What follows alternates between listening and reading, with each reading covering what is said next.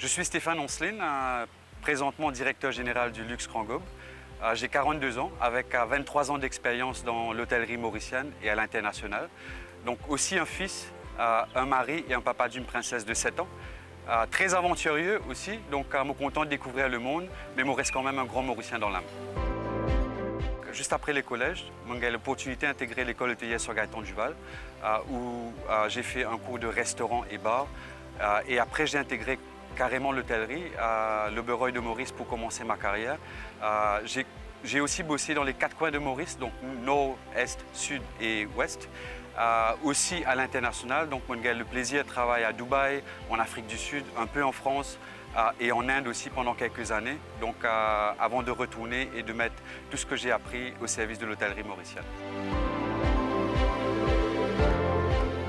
Les difficultés, les challenges, malheureusement font partie de nos quotidiens, mais c'est ces difficultés-là qui permettent nous vraiment avancer et percer. Donc, les présents, que ce soit le milieu académique ou même dans le milieu professionnel, par exemple, c'était très dur d'aller étudier dans un pays étranger, une nouvelle culture avec pas de famille, pas d'amis.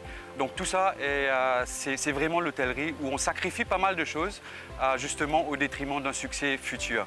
Donc même aujourd'hui, les difficultés sont au quotidien parce que gérer 1000 personnes aujourd'hui, l'être humain reste très difficile à gérer, mais c'est ça notre difficulté au quotidien. Il y a eu des déclics. J'étais stagiaire dans un hôtel à Maurice, donc ça s'était pas très bien passé. Donc je me rappelle que pendant une semaine, mon responsabilité c'était d'éteindre les bougies par centaines qui étaient allumées autour de l'hôtel. Donc à la fin de cette semaine, je prends un moment de réflexion, me dire non, c'est pas possible. Bien sûr, il doit y avoir une personne pour allumer les bougies quand ils sont éteintes, mais Andy Moon n'a pas qu'à faire ça pendant une semaine. Donc je me suis dit, Stéphane, c'est le moment d'apprendre, c'est le moment de se sacrifier si tu veux arriver dans ce domaine. J'ai la chance, il y a des gens qui croient en moi.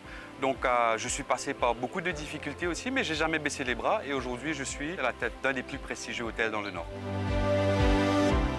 L'hôtellerie, c'est quand même un décor de rêve, oui, mais il y a c'est un travail de fourmi derrière. Avec les jeunes dans notre semaine d'orientation, on prend tout le temps un exemple, une allusion qui tout le temps me fait, c'est un diamant quand on est dans une bijouterie par exemple, nous comptons, les petits, les brillés, ça a de la valeur, c'est cher. Mais avant qu'il sape, vient un diamant dans sa bijouterie-là, quand il est sorti dans la terre, c'est une boule de la terre. Donc il prend tout un processus, il prend tout un raffinement. Donc tout ça, c'est le processus qui se passe dans nos carrières au quotidien. Oui, des fois, il y a des hauts et des bas. Donc nous devons passer dans ce processus-là pour que nous venions une denrée rare qui peut briller et que les gens veulent nous acheter, veulent nous avoir chez eux.